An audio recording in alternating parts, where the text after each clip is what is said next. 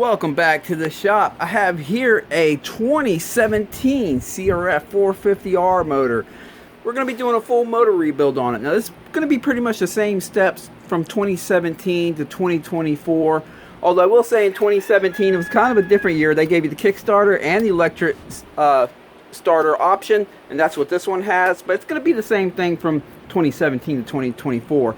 Now this motor was mailed to me by Yasser, and YouTube viewer of mine. He says it has 200 hours in the bottom end and 20 hours on the top end, and it locked up. He says I'm a legend. I'm the Rooster Man. All right. Well, yeah, I think there's another Rooster guy on YouTube somewhere that does some bike videos, but I guess I'm Rooster Man number 2.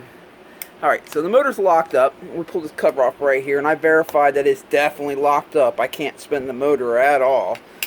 So we need to pull the top end off and see what's going on.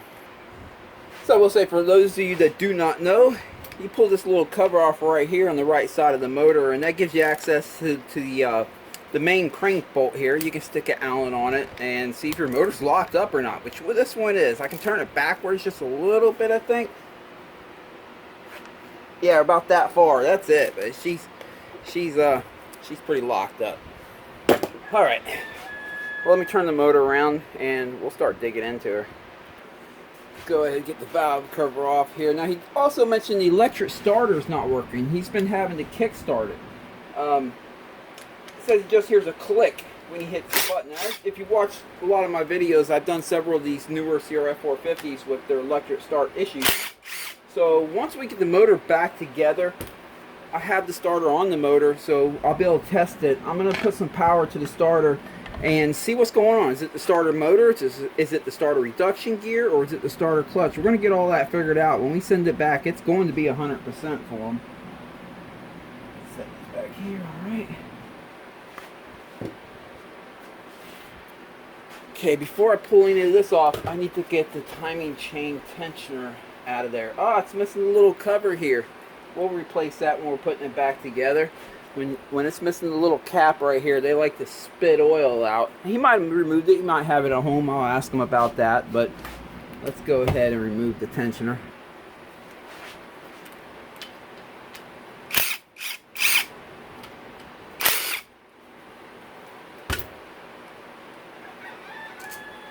There we go.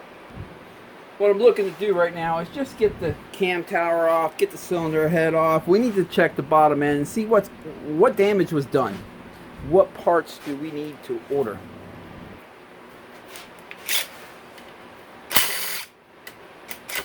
Now, because this motor's locked up, I'm not going to be able to spin the motor to get it where all the valves are closed. So when this comes loose, this camshaft might shift a little bit because of the spring pressure on the camshaft, because it does have the intake valves cracked open right now as we speak, and so it's going to make moving this a little bit difficult because of the spring pressure. What can I do about that? Let's see. Just going to give it a gentle pry here. Yeah, she's in there good.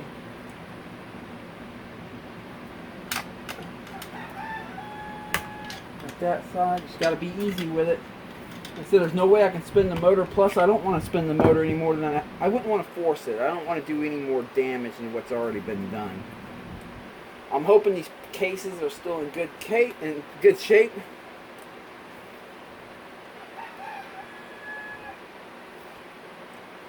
Well, if I could just get the chain off. There we go. Now we can. Yep, one of the keepers. You don't want to lose these. It has two of them, one on each bearing. The other one's going to be stuck right here. There we go.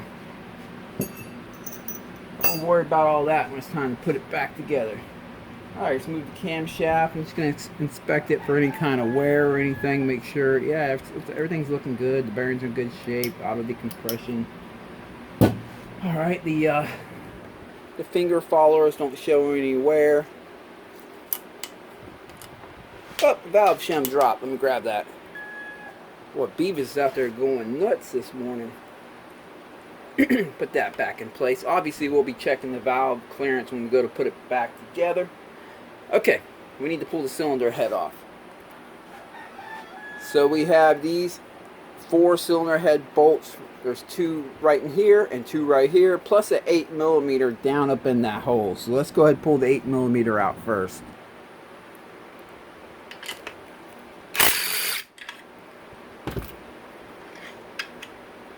Got it. Alright, I wonder if this electric impact has enough power to knock these out. If not, I'll break out the pneumatic one. Let's see. Actually, scratch that idea. I'm not even going to use the electric one. I just remember I don't like the feeling of the electric ones when there's a lot of torque on the nut. They have a tendency to try to crawl up off the nut. So let's go ahead and use the pneumatic one. This sucker works.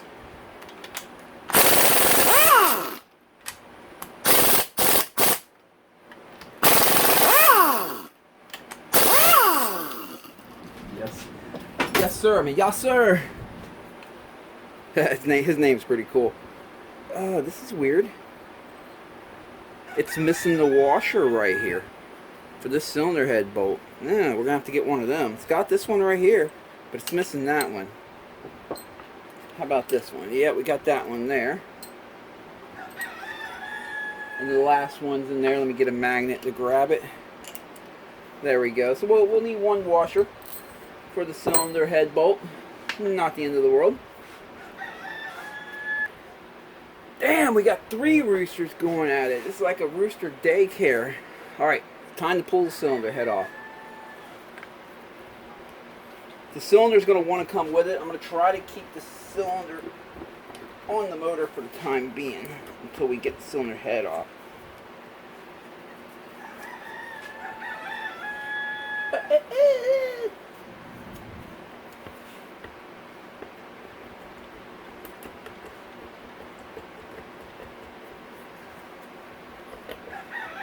Got to wiggle it around. Try not to put anything in between there to pry. You can damage the surface. You don't want to do that. Alright. Well, the good news is the cylinder head looks good. Of course, we're going to check the valves when it's time to put it together, like I mentioned. But it looks good. Nothing came up here and damaged anything. So that's good news. Oh, I can already tell you right now, the cylinder itself is looking a little bit scuffed up. And that's going to happen when your lower rod bearing goes out, because as it's going out, it starts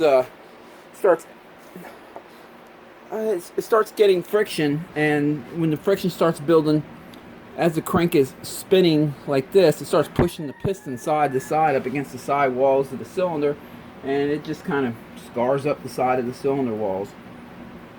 Sometimes it's not bad, and you can hone them and reuse them, or clean them up and reuse them, but it's always best to get a new cylinder if that's the case.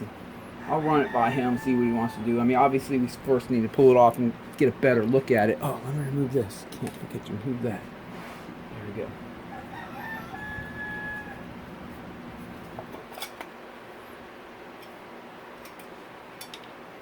Okay, remove that gasket. We'll take a look. We'll take a better look at the cylinder. Get the gasket off here first.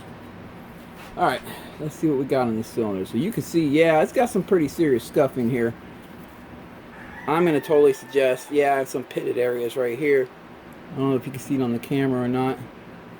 I'm going to totally suggest a new cylinder, and then scuffing on this side right here. So, yeah, totally, we're gonna get a new cylinder for this. I wouldn't feel comfortable sending it back out with a cylinder like that. All right, pull the timing chain. Oh, I can't spin the motor. Well, heck, ain't nothing I can do there. Well, I get a little bit of wiggle here, so let's turn the motor around. Let's see if we can turn it just a little bit.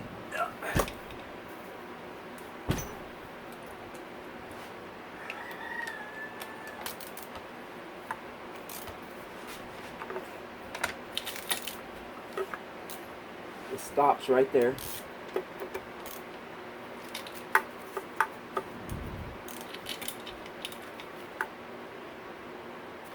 And it stops when it's time to go up.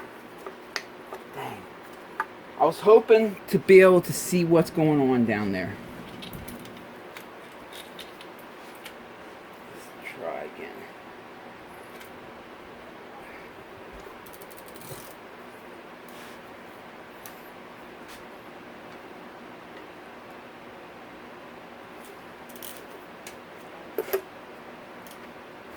there we go.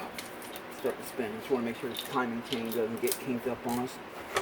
All right, there we go. Whew. She's looking rough down there. Oh yeah, very, very rough. Let me get you down in here and show you what we got going on. You can see there's a ton of metal shrapnel right here. It bumped the oil squirter. The rod did at some point, or at least it looks like it did. Look down there. You can see. Let me get something to point with here. If you look way down here, you can see all the lower rod bearing debris just trying to make its way out of there. Whew. Nasty, nasty. Well, let me try to turn the motor a little bit more. See if we can spin it just a little bit more.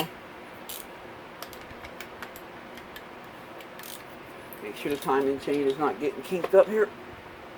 I think that's all we're going to be able to get out of it.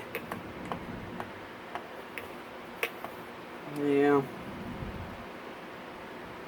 Oh, I see what's causing it. A lot of the debris has gotten in between the crank and the case. A lot of that debris has gotten between the crank and the case here. So, and it's gone down in there and it's just locking it up from spinning. Jeez. Let me see if there's enough room to get that circlip off. Obviously, you can see a lot more when you split the cases. I'm trying to keep the cases together until a crank bearings and all that come in. Because I already have enough motors opened up laying around the shop, and I'm just trying to keep things a little clean for the time being.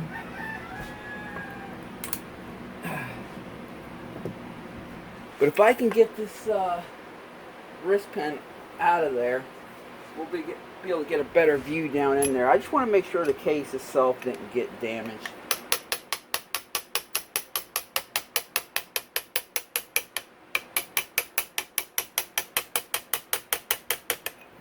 I don't know if it's going to be enough to get it off. No, wait, maybe. Let's see if we do it like this.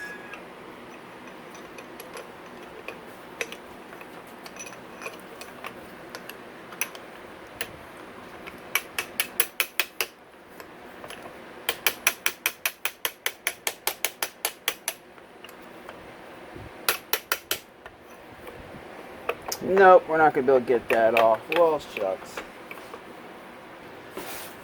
Okay, I didn't want to have to do it yet. I didn't want to split the cases until the crankshaft and crank bearings and all that gaskets come in. But, I don't know, it's itching at me. I want to see what's going on in there. Let's go ahead and split these cases. Let me clean up this bench a little bit and we're going to get this motor open. Alright, let's get this Kickstarter off here. I went ahead and closed the shop door and kicked on the window shakers. It's summertime and it's Florida, and you can imagine it is hot. Okay, got the the gear shifter, I mean. Okay, I think I'm going to start by just stripping this side of the motor down. So, it looks like he's already got it drained of oil, but I still have it on a turkey tray here because there's still going to be a little bit of oil that dribbles out when we split the cases. Get this off there. Grab my big impact for that one. Now, if you use an impact to take these off, it's best to always make sure they're in neutral when you do that. I heard of a guy that ended up with a transmission problem when he knocked this out while it was in gear. So I don't know if the vibration went up the transmission, caused the issue. I don't know, but to be safe, just put them in neutral. And as I say in all my videos, you'll see me use the impact a lot during tear down, although I'm real cautious of where I use it on reassembly because obviously you can strip things out.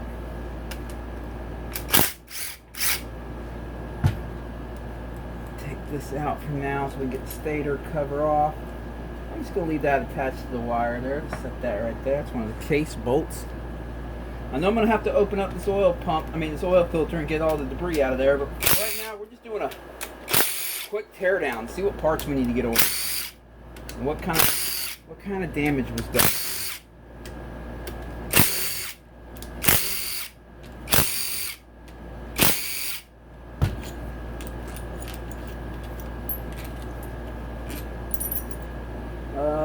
Done there. All right.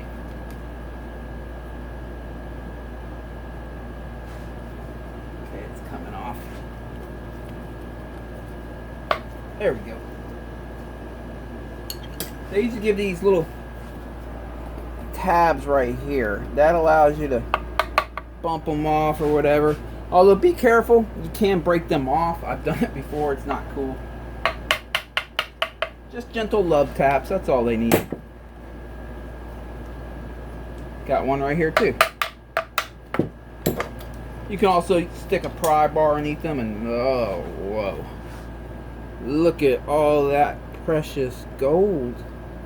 Yeah, that's not a good sign. That's the lower rod bearing. As we've already seen, it's shot. But gonna need one of them seals in there too when we get the new crank. That seal is what seals up against the crank here and sends the oil down into the center of the crank for the lower rod bearing. So that's important if you're replacing a crank. And that sucker came right off there. It's one of these guys right there. So we're gonna have to put together a pretty good parts list for this one. Okay, we need to get that stator flywheel off of there. That looks like it's a 17. Grab a 17. I'm going to hold the rod up here. In case the motor did spin, it's not going to like beat up the cases, you know? And it is trying to spin. Let me put it here. There we go. Now, if you're doing this at home, you're going to need a puller to pull these flywheels off. Let me find my puller. It's the right one. I think it's this one right here. Let's see. Let's verify before I tell you what size it is.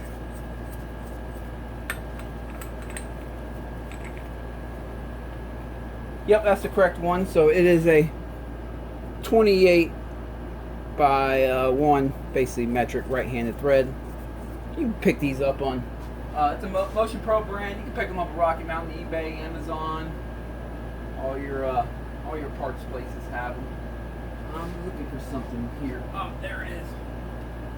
I was looking for this. This will come with the puller. It's just a little threaded cap because you don't want to damage this end right here. That's where the oil. Now, obviously, this crank is trash.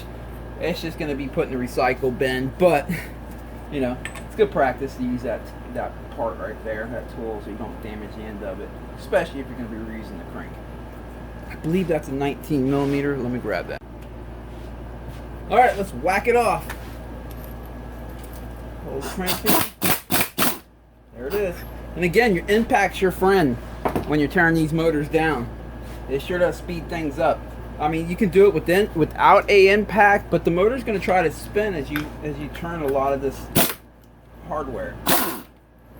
And so you're going to have to lock the motor from spinning. Now, there is one way to do that.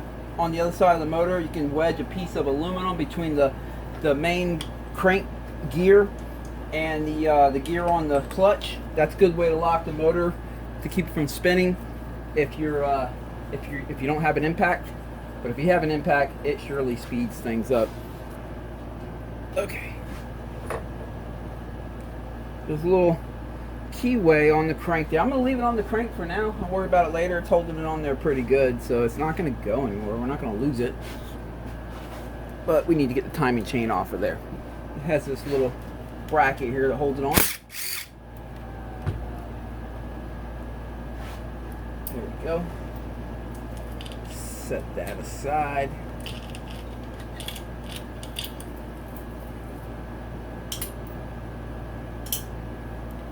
I'm going to leave this on. It's not going to hurt anything. Let me pull that out of there. Just grab it with some channel locks here.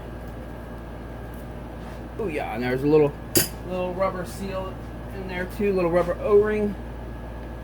Grab that. If you don't pull this off, sometimes it can go underneath between the bearing and the counter shaft as you're trying to split the cases and get caught up and make it a pain in the butt. So I like to pull them off. Let's go ahead and pull the side of the oil pump off. We are concerned about the oil pump. Anytime you see metal shavings in the motor, gotta check the oil pump.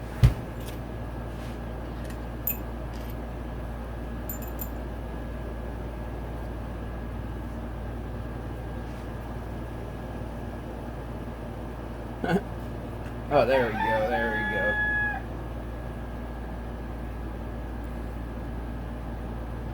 I'll feel this by hand once I... And there's a pressure relief valve in here too. We're gonna have to clean all that out during reassembly. But let's see.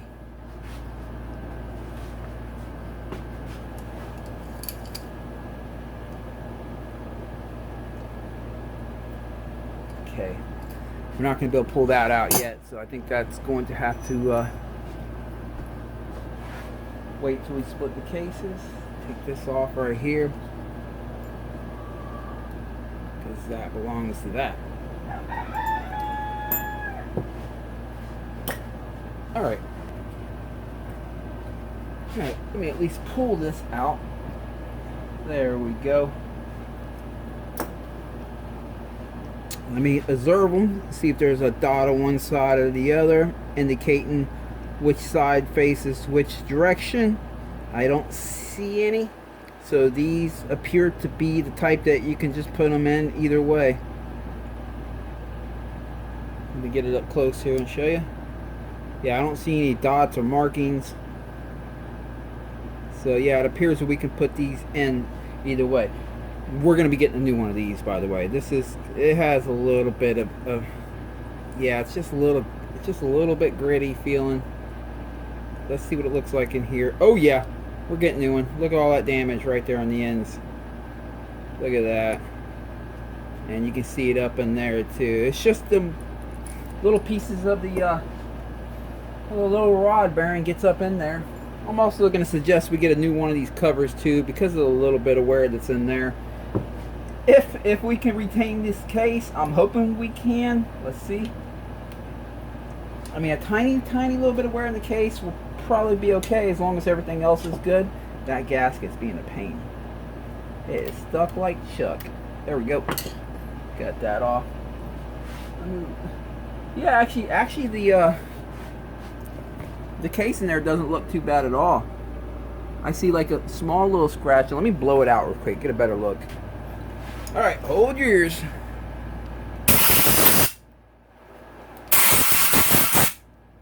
So we do have one scratch right there and one right here. I don't know if that's worth replacing the case for. I'll run it by the owner. If he wants to fork up the money for a left side case, we will.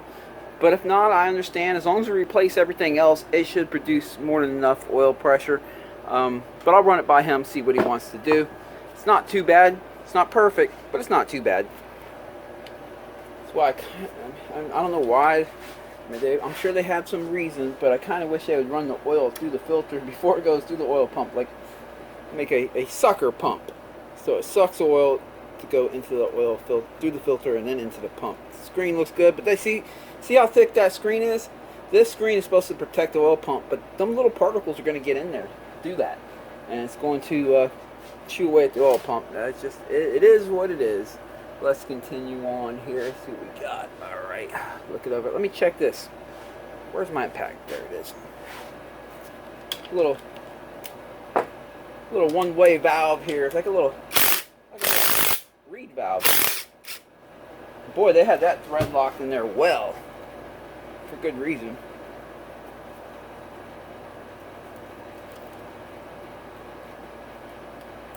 Come on now. Okay, yeah, it's in good shape. It just had debris all stuck under it. So we'll leave that out for now. We're gonna thread lock that all, clean it up and thread lock it back in when it's time to put the motor back together. Alright, we can get the starter off. Should I say, if I can get the starter off. I might have to wait until we get the clutch push rod out, because this actuator arm right here is really close to the starter. But we might be able to get it out. Let's see.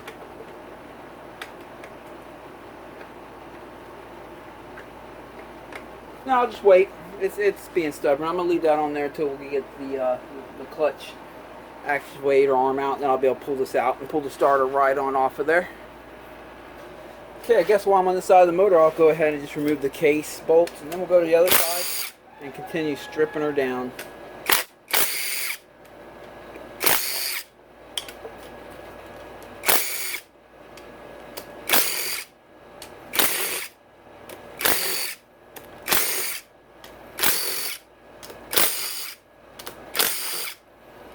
go. Pull all these out. Okay, it appears like that's all the case bolts. I don't see any more. So let's turn the motor around. And let's go start digging into this side over here. We need to get the Kickstarter off there. But before I do that, let me pull off this. If I can get it off in good shape, add it to my collection in the shop here. Thank you, yes sir. Yeah. All right, got it back.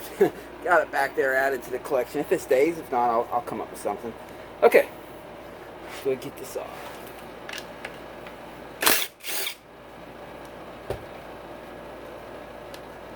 It's a good thing that he had a Kickstarter on this bike when his electric starter stopped working. That is definitely pretty convenient. Set this back a little bit, get you up a little. Electric start bikes are definitely convenient. My wife is enjoying her 250F. She just hits a button and starts up. But man, the day you hit that button, it doesn't start up. It's a bummer.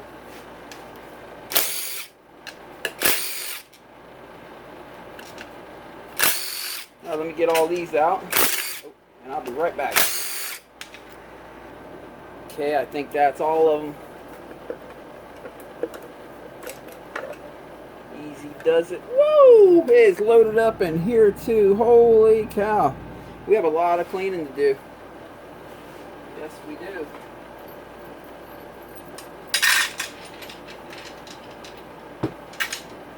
Trying to get the clutch off.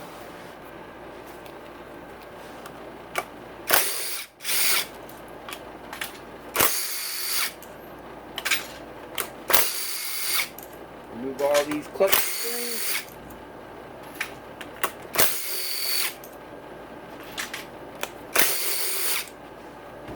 Alright, I'm happy I'm opening this motor now it's all said and done, because it's going to make the job a little bit quicker and a little bit more seamless.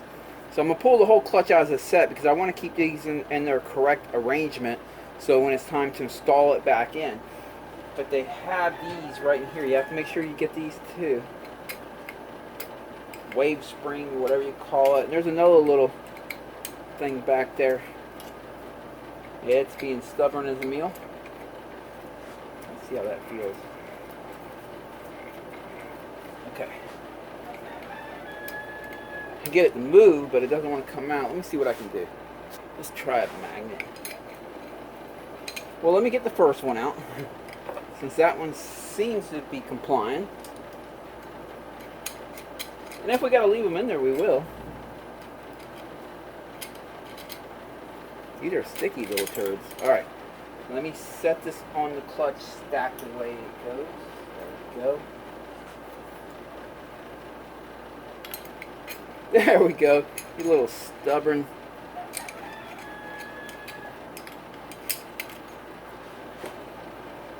Okay.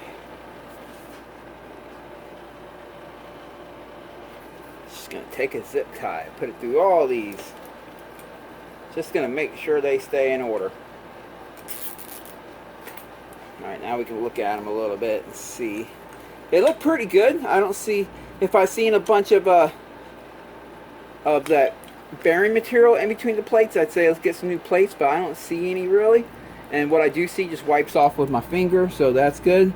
I'll just leave that little thing in there for now. We don't need that. Alright. Where'd my magnet go? Here it is. Get this on out of here. Ooh, it's got, I'll tell you, that stuff got everywhere. Let's see, make sure both sides of this are identical, so we go to put it back in. Yes, they are. But we'll remember that this side kind of has that dimple right there matching the part that it interacted with. So we'll put it back in the same way it came out. It's always a good idea. I think we can go ahead and remove the clutch. I mean the starter now. Because now that the clutch push rod is out, I should just be able to lift the actuator arm right up out of here. There it is. And now I should just be able to slide. There it is. Alright. Years ago, my first job as a mechanic was working in the back shop of a bowling alley on Brunswick pin setters. I'm just going to open up these locking tabs here.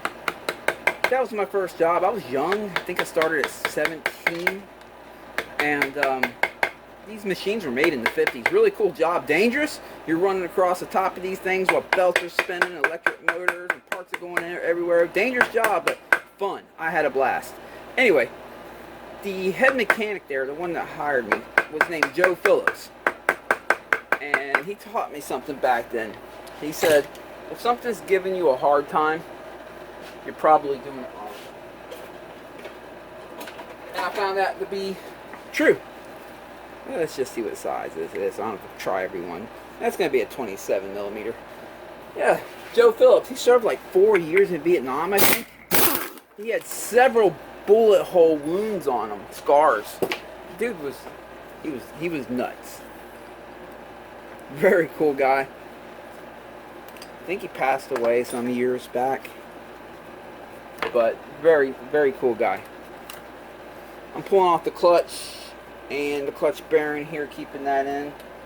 On this side of the clutch that I pulled off, there was usually a washer that'll either stick to that, or it'll fall on the ground, or it'll stick inside the basket here. So we got to make sure we collect that. I'm just gonna stick that in there for now. All these parts are gonna be cleaned up when we go to put it back together, because as you can see, there is debris everywhere. Let me pull this sleeve off. All right. Let's go ahead and remove this. Oh, we got to remove this first. Let's pull that spring off there, turn it a little bit. Now this has a spring on the end of it, so make sure you and check for washers. Sometimes they'll have a washer here, sometimes they don't. Every bike's a little different. When you go to put it back together, in case I forget to show you this during the reassembly, there's a dot there and a dot there. If this falls off and it becomes, you lose its position, that's how you line it back up.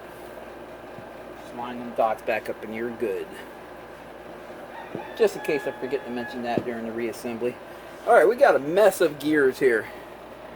And we got to work through this stuff. So, I'll take a break, clean up my hands and stuff, and I'll be right back. Millie and Vanilli, the roosters. They actually get along right now. Maybe they're still young, and that's why. Hopefully they continue to stay getting along. But these are some pretty cool guys. Let's see Millie over here. Hey Millie, look at the camera. Of course, my wife's favorite is Vanilli. He's actually kind of a sweetheart for a rooster. Vanilli, look at the camera. Come on. Ah, he's camera shy. And then of course we got little shit. What's going on, little shit?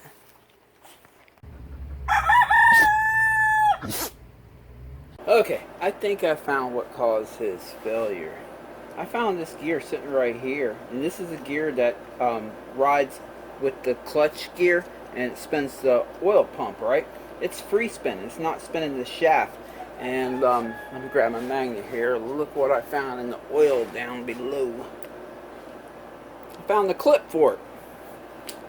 That pushes it all, keeps it all the way on. Let me show you what we have here. It has a little double D shaped piece that coincides with up in there, or actually right there. Alright, so that's supposed to stay on there all the way, but it only spins so far. Once I have it on all the way, and there it goes. I got nope, it is locked up. I can feel it on the other side. This is where the oil pump, the shaft that goes all the way through to the other side. It only spins so far, and it gets locked up. Yeah, not good. Well, we'll keep working at it and see what we find. So we're definitely I'm going to say let's just get a new one of these gears just to be safe. Possibly. I mean, it looks like it might be okay. We're going to have to peel it out. We're definitely going to need a new one of these clips. Oh boy, parts list is getting pretty big. And that's what happens when these 4-strokes blow up on you like this. That's just what happens. The parts list can get pretty big on them. Okay, we're going to pull the shifter shaft out here. Let me zoom you back out. There you go.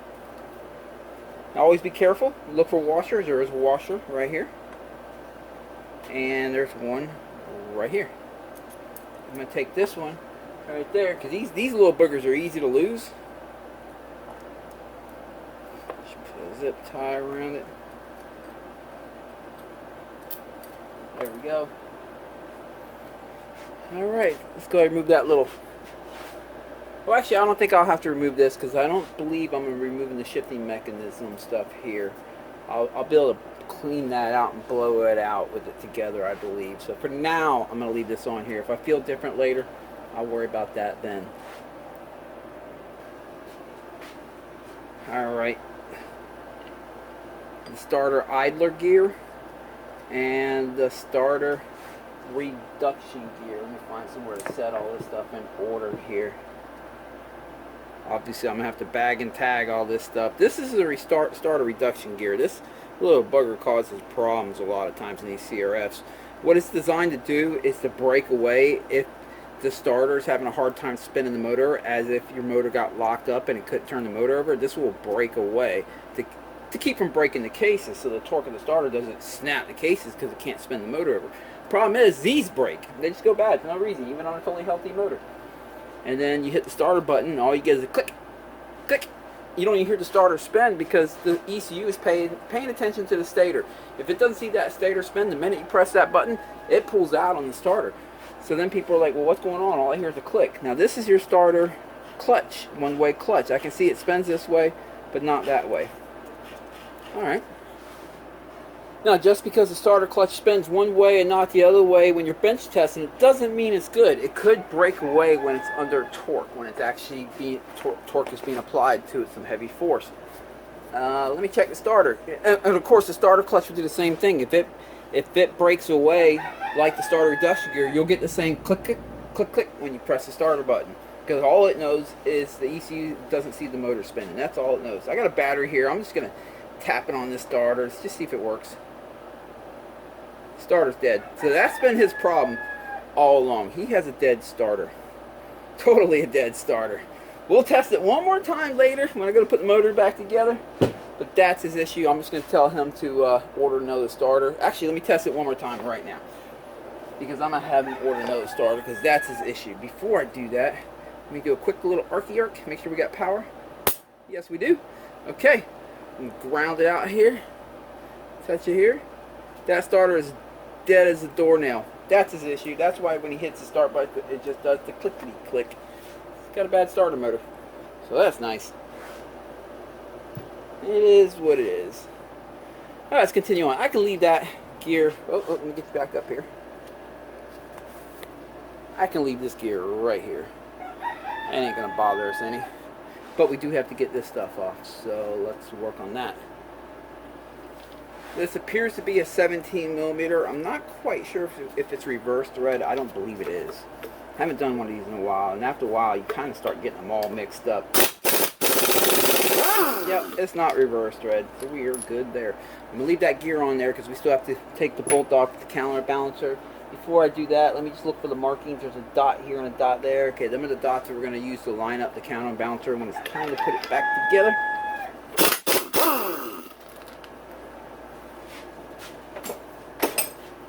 Alright. Slide this booger on out of there.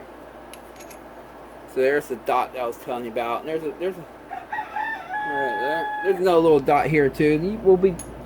I'll focus on that when it's time to put it back together. Yeah, together. Okay, got that off. I think we're ready to split the case. I think we're there. Does that come out? It spins. It looks like it stays right there. Okay. Let's see here. I don't know how far these go. Oh yes, they go. We're gonna have to remove these two. All right, that's part of the case bolts right there. Very few motors in this world put a set of case bolts on that can be accessed on the right side. Most of them are all on the left. But I always check, because sometimes I do slip some righties in.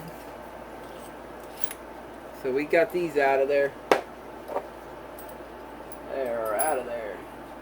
I think that should be it. I think we can split the case. So let me go ahead and get all that set up. Actually, let me get this out before I lose it. Let's see here. I think I can get this out with my fingers. Oh, no. Let me try this. I mean, we don't have to. This will, when you split the cases, this will find its way out on its own. But if I can get it out now, why not? And there we go. Obviously, anytime you pull a part off, pay attention to the way it came off. You'll see that it has this end right here is kind of curved around, and that one's sharper, so it's going to go in that way. So let me add that. Let me add this to this collection right here. I'm going to put a zip tie through all this. That'll help me remember how all this went during reassembly. But for now, it's time to split these cases, as far as I know, and make sure I'm still not missing anything. It's all looking good to me. So let's see if we can get lucky. All right. Find me some long bolts here. I have a case splitter. I would break it out if I need to. Don't worry. But I always try this first. 99% of the time, this works. 99.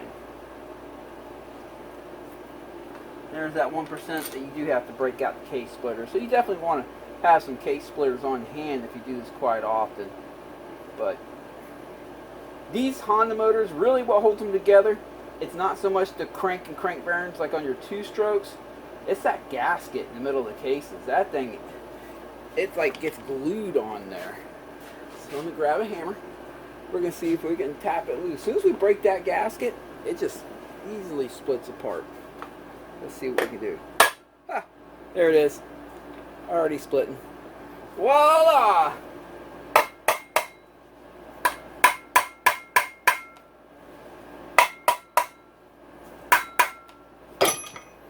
So, not trying to brag or anything, but when you watch someone else's videos and you see them break out a case splitter for this, that is a lot of time wasted when you can just use some long bolts.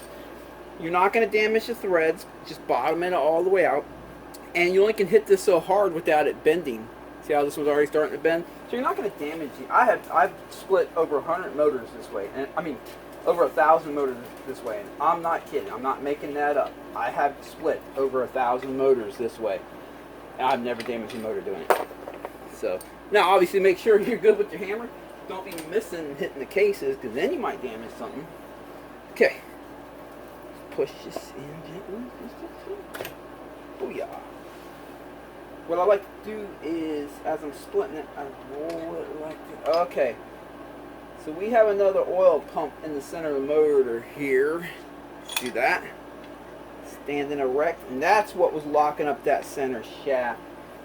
And, yeah. Oh, look at that. We got bearing pieces everywhere. We're going to have to inspect all this stuff real good. Let me go ahead and pull this out for the time being. Situate this. I'm just doing that for camera's sake, so if you're having to put this back together, you can see which way all this goes. Let me see if there's a marking on here. No, the only marking you're really going to find is the part that slides to that little pin right there. That's it. So, which means this outer rotor right here can go either direction. Alright, where's the oil pump stuff over there? Oh, and by the way, I will be suggesting new oil pump rotors here too. Obviously, this thing was locked up, had trash in it. I see some scratches on it. I'm also going to suggest a new shaft. And, well, I already said I suggest this side of the... Man, that's got a significant amount of damage too. Or scratch. I mean, it's not real bad. You know, if he's on a budget, we could replace all the rotors and stuff and the shaft, and it's going to make enough oil pressure. These are not like cars where they actually need a lot of oil pressure. These they just need oil flow. The oil needs to get to the right places. They don't rely on pressure. They just rely on flow, and it will flow enough if we just replace all the rotors and the shaft for the oil pump. But it wouldn't hurt to replace the cases and make it like perfect. Now we got a washer here. That's one thing you want to check for, is washers on this side. You know, just check, make sure you're... So this washer is going to go on the transmission right here.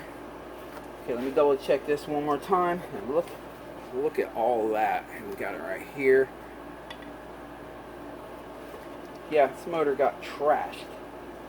Safe to say. Okay, let me set this aside. And let's look at the other side. Yeah. Alright. Let's pull the counterbalancer out here. Actually, let me get you up in here a little bit better. I want you to be able to see what I'm doing. Alright, we got the counterbalancer out. I'm just making sure there's no damage on this. It looks good. So I will go ahead and put the counterbalancer, this piece right here on the counterbalancer with the nut, just to hold it all together for me. Alright, back at it. Slide the crank out if we can. There we go. Alright. The crank. Man, that thing is shot. Whoo! He's real lucky, I guess. Kinda, maybe. Maybe not, I don't know. Kinda lucky that he didn't break a rod. Because that does destroy the cases. But then again, maybe he wants new cases. So here's what was locking it up exactly. Was these little pieces right here getting stuck between the case and the crank. Specifically right here. I don't know if you can see it on camera there. Let me get it up close here. You can see where it was just chewing away at it right here. These are pretty banged up cases. I mean, you know, they could be reused. Like I said, they can totally be reused and it'll probably be fine. Is it perfect? No. But is it workable and salvageable? Yes. And so these don't need high oil pressure. They just need oil flow, and it will flow enough. Alright. But I will, again, I'm going to run it by him, see what he wants to do. Let me just pop this back in. Because this shift fork started to pop out here. I want to keep all this together for now. It'll help me remember where everything goes when it's time to put it back together.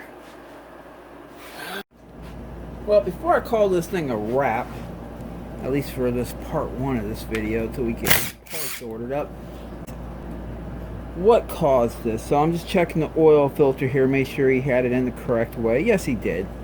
It was in there correct. I've seen people put these in backwards before and they just destroy the motor. Boy, that thing's loaded up with junk too. So I mean, this could have just been a freak thing. I mean, it happens, you know. We don't want it to, but it does.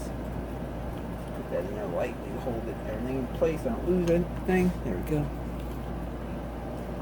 Alright. And lastly, let me just look to the transmission real quick. Make sure everything's good there.